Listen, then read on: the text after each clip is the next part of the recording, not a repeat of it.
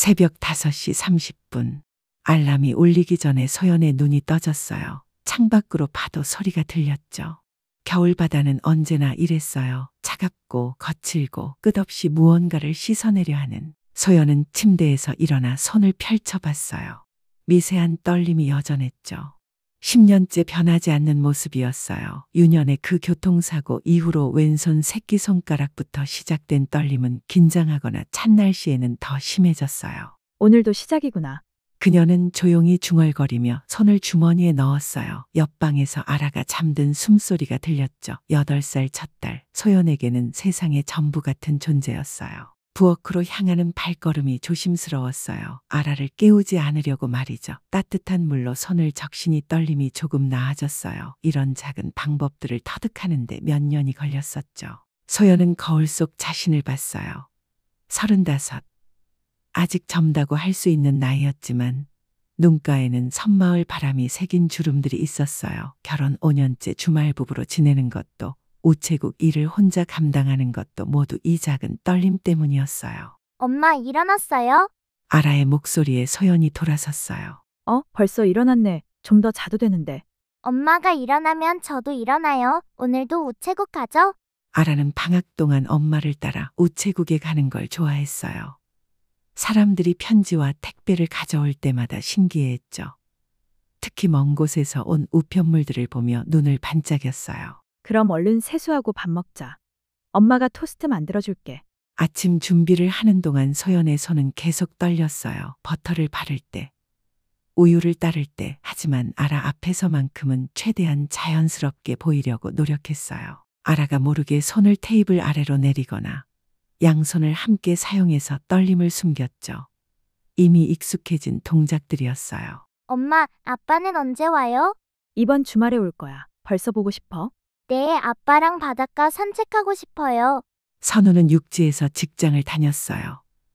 소연의 떨림 때문에 아이를 혼자 키우는 게 걱정되어서 처음엔 반대했었죠. 하지만 소연이 고집을 부렸어요.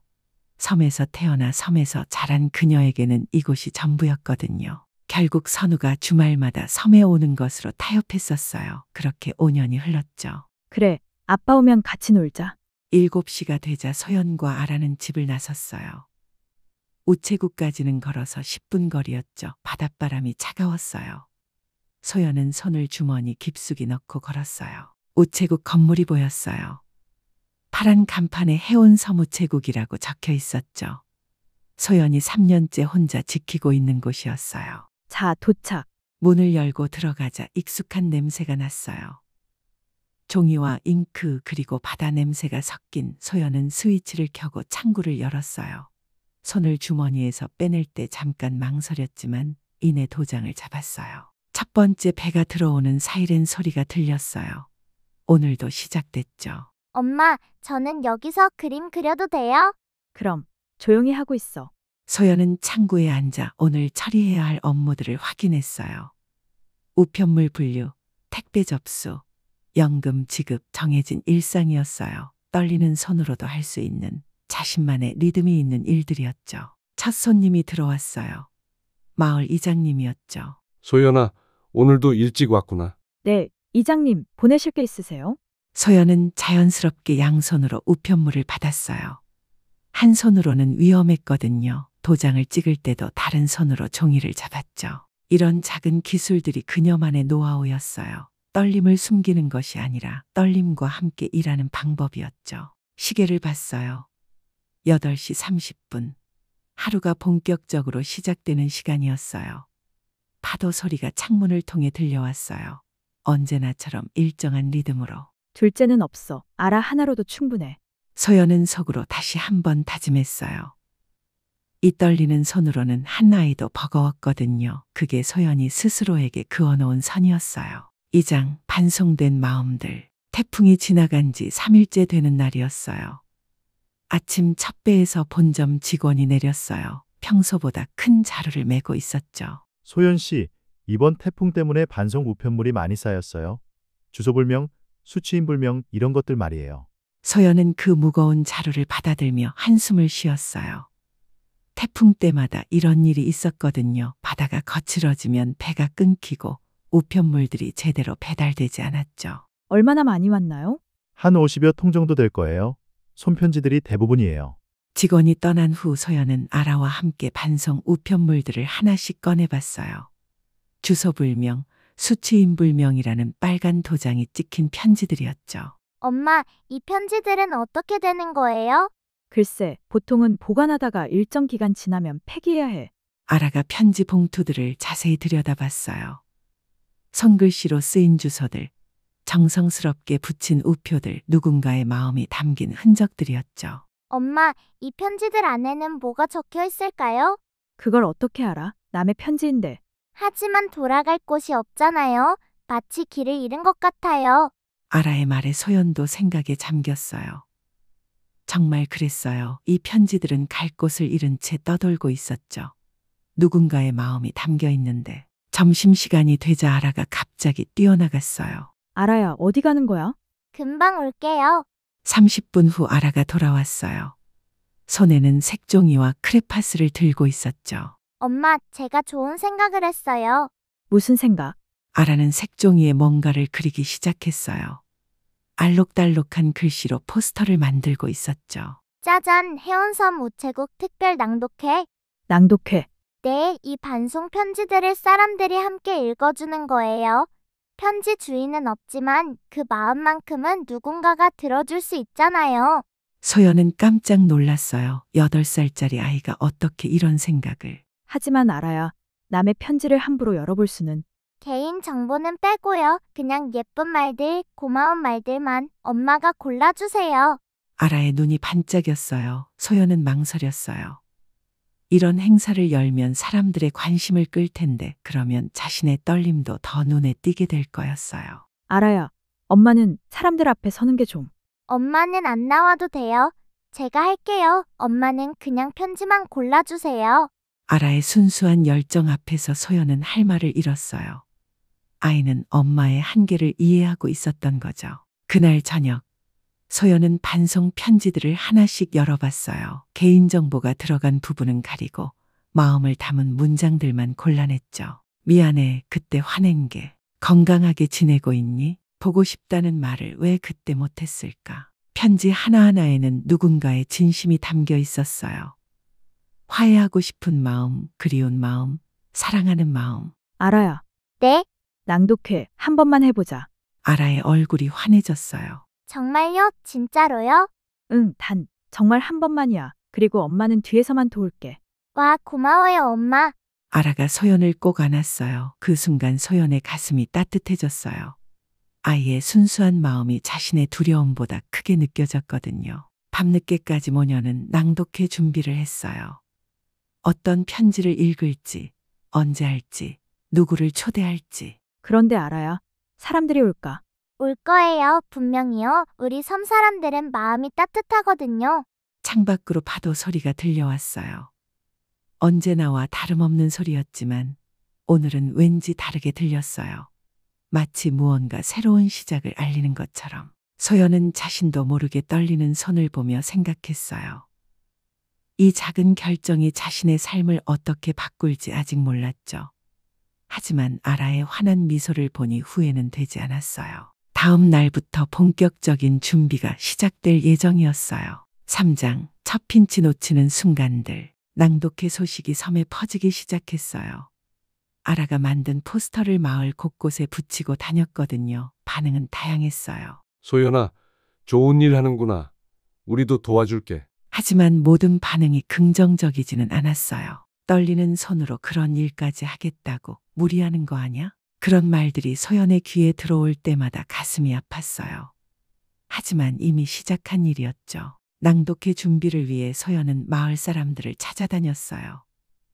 혹시 참여하고 싶어 하는 분들이 있는지 알아보려고 말이에요. 안녕하세요. 혹시 우체국 낭독회. 아이고, 소연아, 그런 거 하기 전에 내 몸부터 챙겨야지. 이런 반응들을 들을 때마다 소연의 손떨림은 더 심해졌어요. 스트레스를 받으면 항상 그랬거든요. 점심 무렵, 옆 동네에서 갓난아기를 안고 온 젊은 엄마가 있었어요. 소연 언니, 잠깐만 아기 좀 봐주실 수 있어요? 급히 은행에 가야 해서. 소연은 당황했어요. 아기를 안아본 지가 언제였는지 아라가 아기였을 때 이후로는 거의 없었거든요. 아, 그게 제가 금방 올게요. 10분만요. 젊은 엄마는 아기를 소연 품에 안겨주고는 서둘러 나가버렸어요. 소연은 아기를 안고 서 있었지만 온몸이 경직됐어요. 아기가 작고 따뜻했어요. 하지만 소연의 손은 점점 더 떨리기 시작했어요. 긴장하면 할수록 떨림이 심해졌거든요. 괜찮아. 진정하자. 아기가 움직이자 소연은 더 긴장했어요. 떨어뜨리면 어떡하지? 다치게 하면 어떡하지? 온갖 나쁜 생각들이 머릿속을 휩쓸었어요. 엄마, 아기다. 아라가 뛰어와서 아기를 신기하게 봤어요. 엄마, 아기가 저를 보고 웃어요. 그때였어요. 소연의 손떨림이 갑자기 심해지면서 아기를 거의 떨어뜨릴 뻔했어요. 다행히 재빨리 두 팔로 감쌌지만 그 순간의 공포는 말할 수 없었어요. 알아야 엄마 대신. 소연은 아라에게 아기를 넘겨주려 했어요. 하지만 아라는 너무 어렸죠. 엄마, 괜찮아요? 응, 괜찮아. 하지만 괜찮지 않았어요. 소연의 마음속에는 두려움이 파도처럼 밀려들고 있었어요. 나는 누군가의 두 번째 아이를 책임질 수 없는 사람이야. 이 떨리는 손으로는 젊은 엄마가 돌아왔을 때 소연은 간신히 미소를 지었어요. 고마워요, 언니. 우리 아기가 울지도 않고. 아니에요. 별일 아니에요. 젊은 엄마가 아기를 안고 나간 후 소연은 자리에 주저앉았어요. 온몸에 힘이 빠졌어요. 엄마, 정말 괜찮아요? 알아야 엄마가 낭독해. 취소하려는 거예요? 소연은 대답하지 못했어요. 방금 전 느꼈던 공포가 너무 컸거든요. 만약 사람들 앞에서 이런 일이 생긴다면. 하지만 아라의 반짝이는 눈을 보자 차마 말을 꺼낼 수 없었어요. 아니야, 해보자. 진짜요? 엄마가 조심하면 되지. 뭐. 하지만 속마음은 달랐어요. 소연은 점점 더 두려워지고 있었어요. 과연 자신이 이런 일을 해낼 수 있을까? 그날 밤 소연은 잠들지 못했어요. 아기를 거의 떨어뜨릴 뻔했던 순간이 계속 떠올랐거든요. 창밖으로 파도 소리가 들려왔어요. 오늘은 유난히 거칠게 들렸어요. 마치 소연의 마음처럼. 낭독회까지는 이제 일주일이 남았어요. 하지만 소연의 마음은 점점 더 무거워져만 갔어요. 내장, 수평선의 뒤집힘. 낭독회 당일이 됐어요. 바닷가에 작은 무대를 만들었어요. 마을 사람들이 하나둘 모여들고 있었죠. 소연은 뒤편에서 떨리는 손을 꽉 쥐고 있었어요. 소연아, 긴장하지 마. 다들 좋게 봐줄 거야. 네, 감사해요. 하지만 마음은 편하지 않았어요. 사람들 사이사이에서 들리는 속삭임들이 귀에 들어왔거든요. 떨리는 손으로 저런 일까지. 아라가 불쌍해. 엄마가 저러니. 소연의 손떨림이 더 심해졌어요. 역시 무리였나? 이런 생각이 들 때쯤 아라가 무대에 올랐어요. 안녕하세요. 해운섬 우체국 낭독회를 시작하겠어요. 아라의 맑은 목소리가 바닷바람과 함께 퍼져나갔어요. 사람들의 웅성거림이 조용해졌죠. 오늘 읽어드릴 편지들은 모두 돌아갈 곳을 잃은 편지들이에요. 하지만 그 안에 담긴 마음만큼은 여러분이 들어주실 거예요. 첫 번째 편지를 이장님이 읽어주셨어요. 미안해. 그때 화낸 게 내가 맞았어. 엄마가 틀렸어. 짧은 문장이었지만 뭉클했어요. 누군가의 어머니가 자식에게 미처 하지 못한 사과였죠. 두 번째는 할머니가 읽어주셨어요. 보고 싶다는 말을 왜 그때 못했을까? 지금이라도 늦지 않았다면. 할머니의 목소리가 떨렸어요. 아마 자신의 마음과 닮아 있었나 봐요. 세 번째, 네 번째 편지들이 하나씩 읽혀질 때마다 사람들의 표정이 달라졌어요. 처음엔 호기심이었다면 이제는 진지함과 감동이었죠. 고마워. 내가 있어서 힘든 하루도 견딜 수 있어. 아기를 맡겼던 그 젊은 엄마였어요. 편지를 읽으면서 눈물을 흘리고 있었어요. 소연은 뒤에서 지켜보며 놀랐어요. 사람들이 진심으로 감동하고 있었거든요. 자신이 걱정했던 시선들은 온데간데 없었어요. 어떤 할아버지는 손수건으로 눈물을 닦고 있었고 젊은 부부는 서로 손을 잡고 있었어요. 마지막 편지를 아라가 직접 읽었어요. 세상에는 미처 전하지 못한 말들이 너무 많아요. 하지만 그 마음만큼은 누군가가 기억해 줄 거예요. 아라가 편지를 내려놓자 박수가 터져 나왔어요. 진심 어린 박수였어요. 정말 좋은 시간이었습니다. 소연 씨, 알아, 고마워요. 사람들이 하나둘 다가와서 고마움을 표현했어요. 아까 전까지 걱정의 시선을 보내던 사람들도 이제는 따뜻한 미소를 지었어요. 소연아, 미안해. 아까 그런 말 했던 거 정말 의미 있는 일이었구나. 아니에요. 할머니, 이해해요. 사람들이 떠나고 나서 소연과 아라만 남았어요. 바닷가에 앉아 파도를 바라봤어요. 엄마, 성공했죠? 응, 아라 덕분에. 아니에요. 엄마가 용기 내줘서예요. 그때 아라가 소연의 손을 꼭 잡았어요. 엄마 손이 떨려도 괜찮아요. 엄마는 이미 두 손으로 우리를 붙잡고 있어요. 아라의 말에 소연은 깜짝 놀랐어요. 8살 아이가 어떻게? 아라야, 엄마가 저를 떨어뜨린 적이 있어요? 한 번도 없잖아요. 엄마는 떨려도 놓치지 않아요. 소연의 눈에 눈물이 고였어요. 아이의 말이 가슴 깊이 와 닿았거든요. 자신은 결핍만 보고 살았는데 아라는 그 결핍 속에서도 사랑을 보고 있었던 거예요. 아라야. 엄마가 한 가지 생각해보고 있는 게 있어. 뭐요? 동생 어떨까? 아라의 눈이 커졌어요. 정말요? 동생이요? 아직 확실한 건 아니야. 하지만 생각해보고 있어. 입양 말이야. 와, 정말 좋을 것 같아요. 소연은 아라의 반응을 보며 미소 지었어요. 오늘 낭독회를 통해 깨달았어요. 자신이 두려워했던 건 실패가 아니라 시도하지 않는 것이었다는 걸. 그날 밤 소연은 컴퓨터 앞에 앉아 입양 관련 정보를 찾아봤어요. 입양 설명회 일정을 메모했죠. 떨리는 손으로 마우스를 클릭하면서도 마음만큼은 확고했어요. 이제는 회피 대신 배우기로, 숨기는 대신 관리하기로 결심했거든요. 창밖바다가 잔잔해 보였어요. 수평선 너머로 새로운 가능성이 보이는 것 같았어요. 5장, 두 번째 핀치 섬의 소문, 얇은 지갑. 입양 설명회에 다녀온 지 일주일이 지났어요.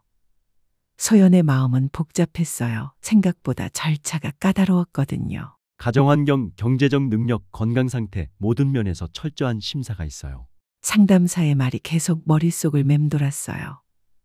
특히 건강 상태 부분에서 손떨림 이야기를 해야 할지 고민이었어요. 우체국에서 일하는 동안에도 생각이 많았어요. 과연 자신이 두 아이를 키울 수 있을까? 그런데 마을에 소문이 퍼지기 시작했어요. 소연이가 입양을 생각한다더라. 떨리는 손으로 애 하나도 벅찬데. 소연의 귀에 들어오는 이야기들이었어요.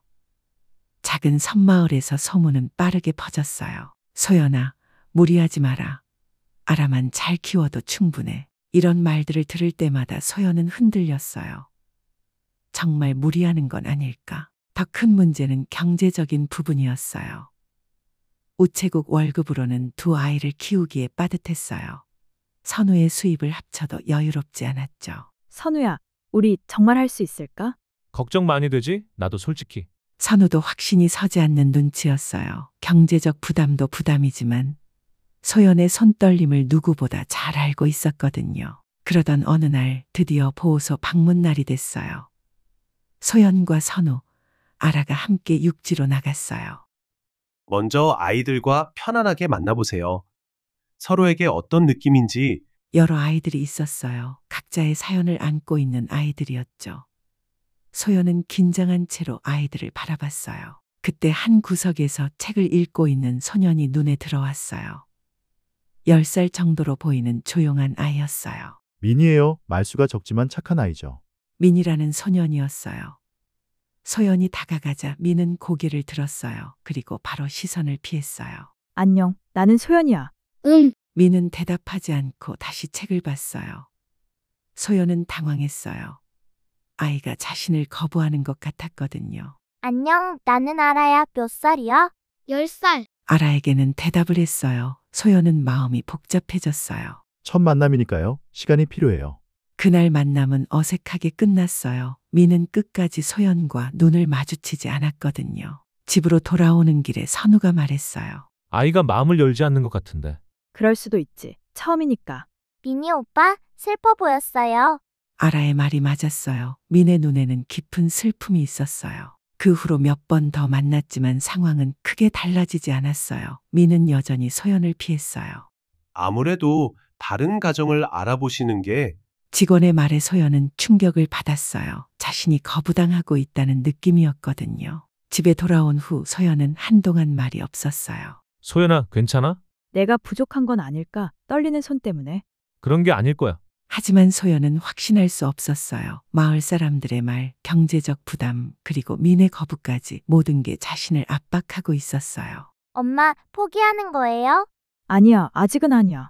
하지만 목소리에는 확신이 없었어요. 정말 이 일을 계속해야 할까? 소연은 깊은 고민에 빠졌어요. 그날 밤 창밖 파도 소리가 유난히 거셌어요. 마치 소연의 마음처럼 출렁이고 있었죠. 모든 것이 쉽지 않았어요. 하지만 아직 포기할 때는 아니었어요. 뭔가 변화가 필요한 시점이었죠. 6장, 손이 먼저 한다. 3주가 더 지났어요. 민과의 만남은 계속됐지만 여전히 어색했어요. 하지만 소연은 포기하지 않았어요. 이번에는 보호소가 아닌 다른 곳에서 만나기로 했어요. 아이들이 더 편안할 수 있는 환경에서 말이에요. 미나, 오늘은 바닷가에 가볼까?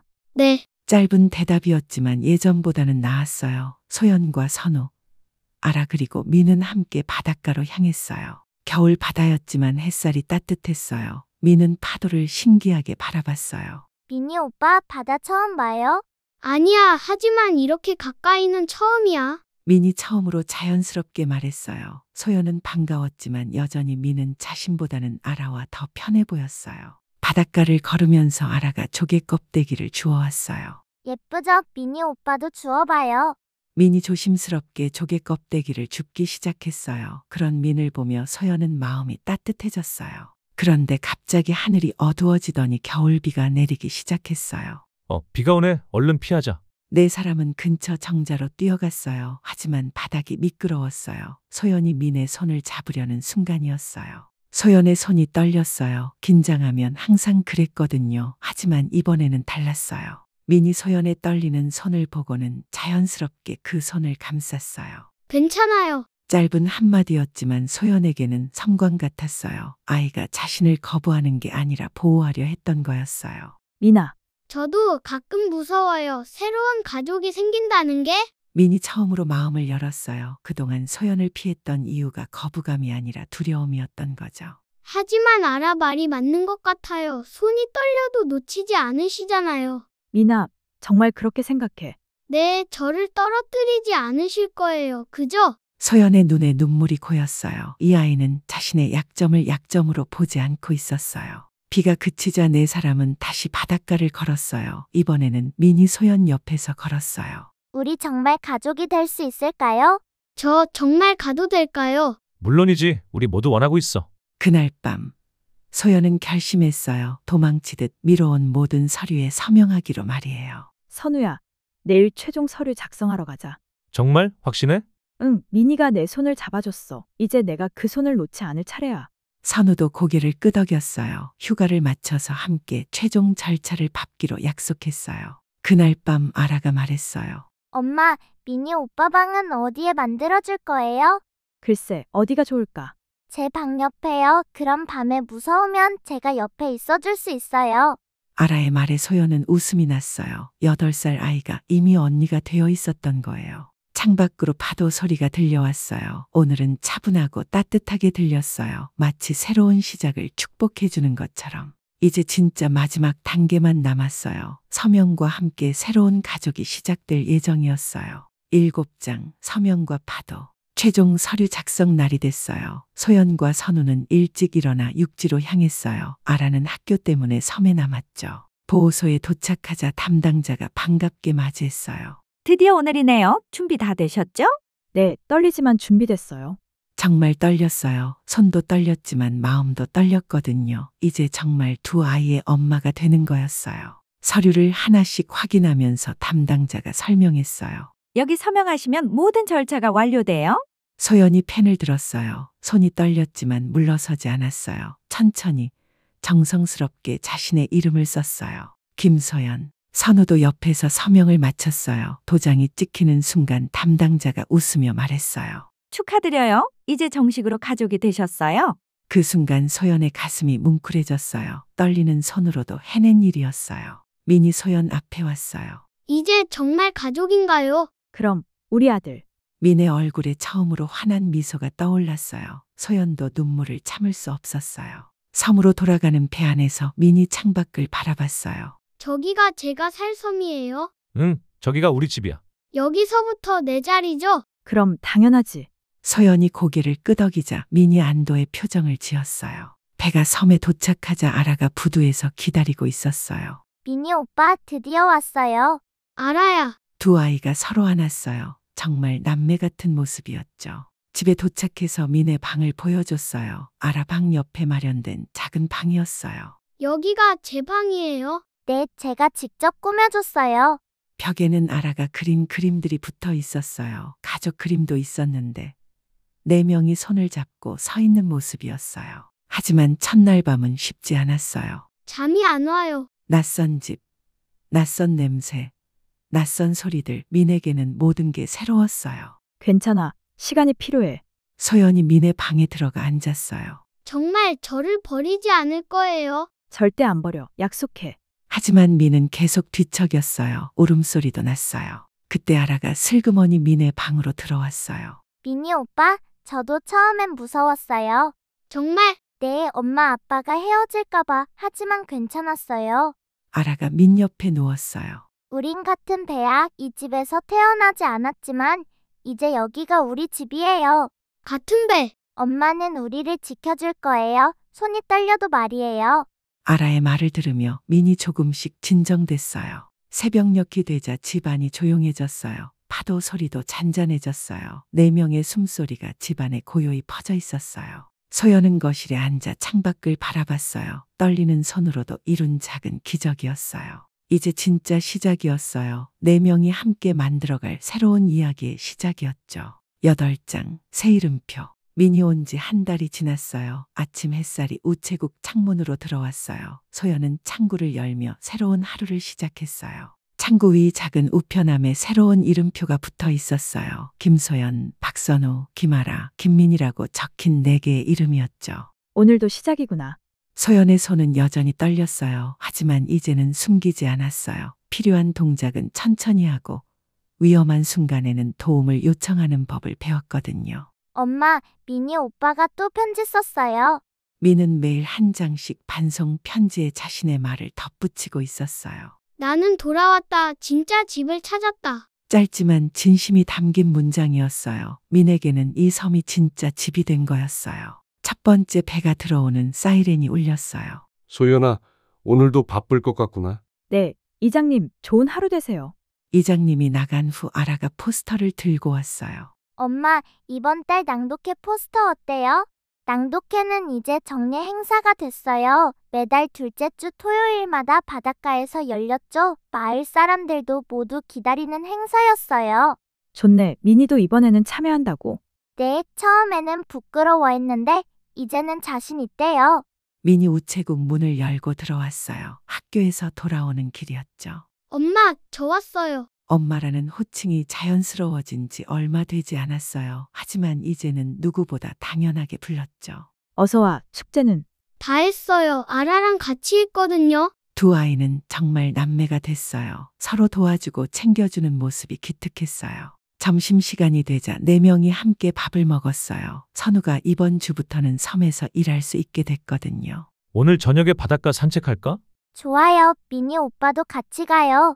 네, 조개 껍데기 더 주워올게요. 가족의 대화가 자연스러웠어요. 서로를 배려하고 이해하는 따뜻한 가족이 됐어요. 오후에 젊은 엄마가 아기를 데리고 왔어요. 소연 언니, 잠깐만 아기 좀. 물론이죠. 이번에는 당황하지 않았어요. 소연은 자연스럽게 아기를 안았어요. 손이 떨렸지만 두 팔로 단단히 감쌌죠. 엄마, 제가 도와드릴까요? 고마워. 미나, 괜찮아.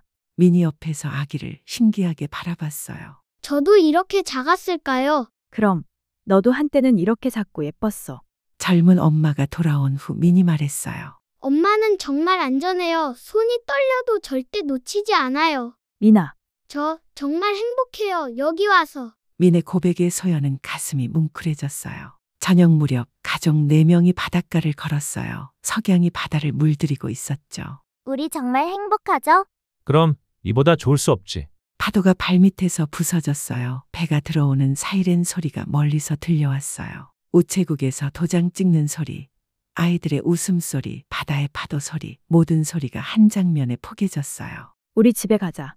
네 명이 손을 잡고 집으로 향했어요. 소연의 손은 여전히 떨렸지만 이제는 그것마저도 가족의 일부가 됐어요. 집에 들어가며 소연은 깨달았어요. 두려움은 사라지는 게 아니라 같이 건너는 것이라는 걸. 파도보다 느리지만 단단한 네 번째 숨이 집안에 자리 잡았어요. 떨리는 손으로도 지켜낼 수 있는 소중한 일상이었죠. 그날 밤 소연은 일기를 썼어요. 오늘도 모든 게 완벽하지는 않았다. 손은 여전히 떨리고 걱정도 많다. 하지만 이제 혼자가 아니다. 네 명이 함께 있다. 그것만으로도 충분하다. 창밖으로 잔잔한 파도 소리가 들려왔어요. 내일도 새로운 하루가 시작될 거예요.